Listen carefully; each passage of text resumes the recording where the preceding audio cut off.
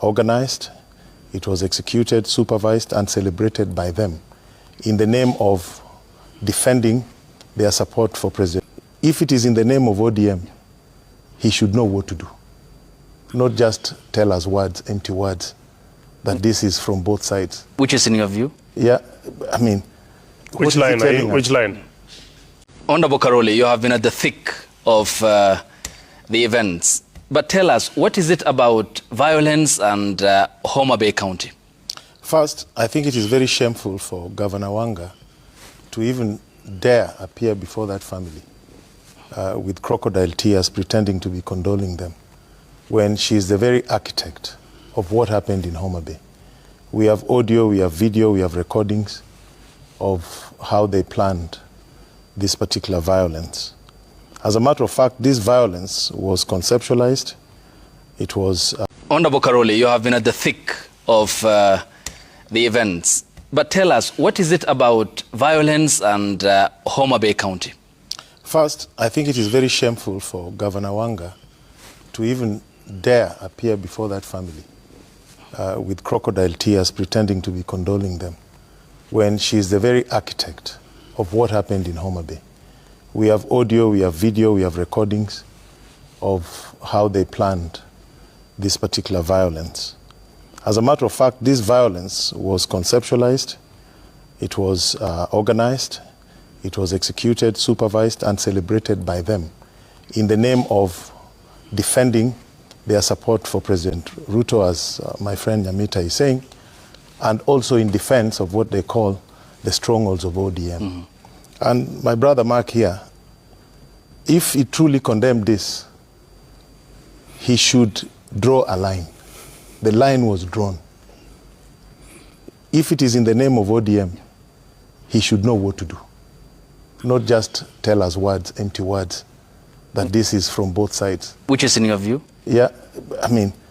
Which line? Which line? Everybody has a right to go and do their politics. Mm-hmm. Correct. Before we set out to go to Homa Bay, and we have gone to many places, we have audio of Wanga and Kaluma and Ogindo planning the violence, mobilizing youth, saying we will not go there. We have them distributing money, going. They came to my constituency several times when they organized how to block us. So it is hypocritical. They are responsible. Wanga bears the greatest responsibility for the deaths, the destruction, and everything that happened in Homa Bay County, and as well as Kaluma and Ogindo. Forget about the youths, those, the Abdi and the rest of them. Yeah. Yeah, but they bear responsibility, and they cannot deny it. So what is happening is that Homa Bay County has produced some of the best leaders over the years. That is where Tomboya came from. Dr. Odero Jowi, Phoebe Asio, Peter Nyakiamo. These are some of the best leaders this country has ever had. But now we have windbags, empty heads, idiots, yeah, pretending to be leaders while they are gangsters. And the problem is they can't deal with reason, they can't do logic. What they are telling you is that here, the president has given us development. What is in Homa Bay County? There's 2 kilometers of dual carriageway. 2 kilometers. There's a dual carriageway from Nairobi to Nyeri. They don't throw stones there. They are telling you, oh, our airport was upgraded. 50 meters. Extension, 300 million. There's a pier, 300 million. A fish market, 50 million. And they are telling us for that, they are ready to kill other Kenyans. What kind of nonsense is this?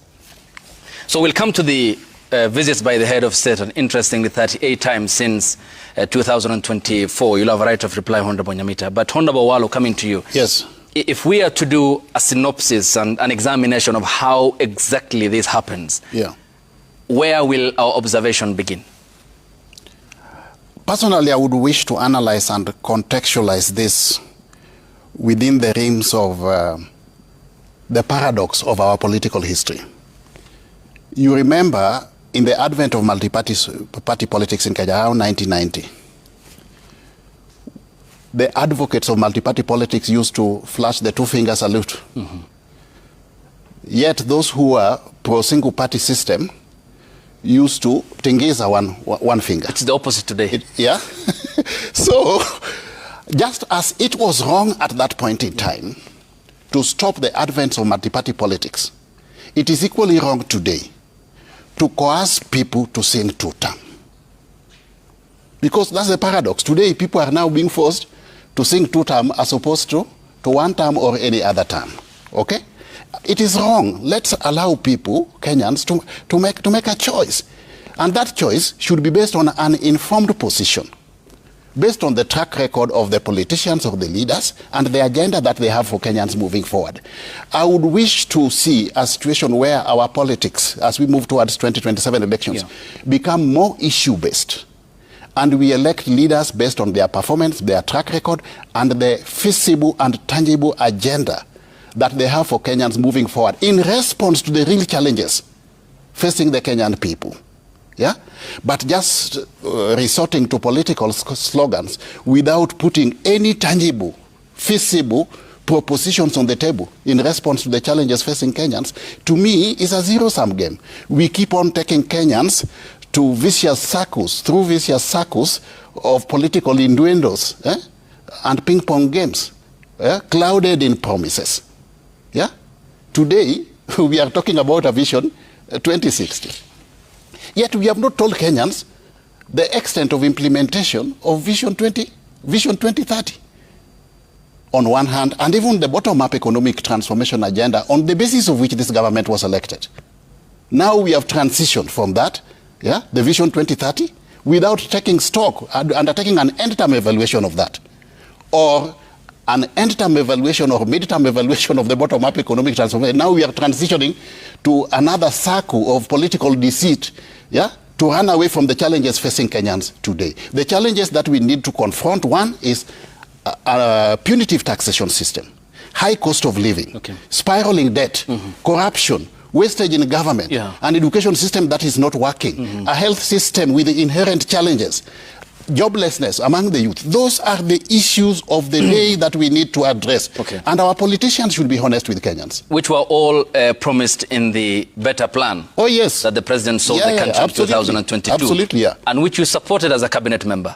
Not just that, I was part and parcel of the team that came up with the bottom-up economic transformation agenda.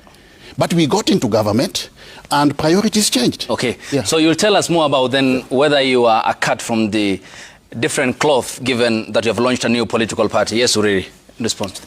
Let me say something, and I think for us to benefit our viewers, particularly the viewers from our region, I just want to ask that we keep honest in this particular discussion. Because we just didn't happen today to be here or to come from that particular region. Kenya has existed for over 60 years.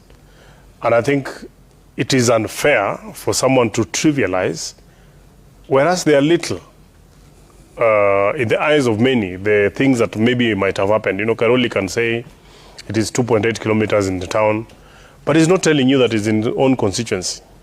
Karoli himself. I was with Karoli, by the way, and Eliud. We were part of the team that actually went to State House in the initial stages. Karoli and I, and Eliud was there. No, I'd say I organized it. I organized the meeting. Absolutely. He actually organized it. And if you remember, and if we are to be honest, you remember some of the things that we'd actually discussed. I remember what Karoli asked for. Karoli asked for the tarmacking of the road, the stall project, which was from Sindo all the way to Sori. By that time, I think they'd just done about 7 kilometers. No, that's what nothing had been done. Nothing had been done. He confirms that nothing had actually been done. Today, they've done 28 kilometers. In less than 2 years. So you want Kenya? No, just hold on. Just hold on. You want us to kill for just hold on. Let's have a conversation. You have your time. I say it. So when you come and say that 2.8 kilometers, we are saying 28 kilometers in your own constituency. One of the other things that was very dear to Karoli that time is 28 kilometers, according to the record. And I actually checked before I came. But even if it is 21, from nothing and 21, 60 years later, from nothing and in less than 2 years, 21 kilometers, like he says, but it is 28. He also did mention, and I think that was a big thing, when there was a grand coalition government, there was a proposed Lake Victoria Ring Road, which was cutting across 5 counties. Migori, Homa Bay, Kisumu, Siaya, all the way to Busia. And it is a project, he did tell us that they initiated it during that particular time. But because of the bureaucracies of the day, the bureaucrats actually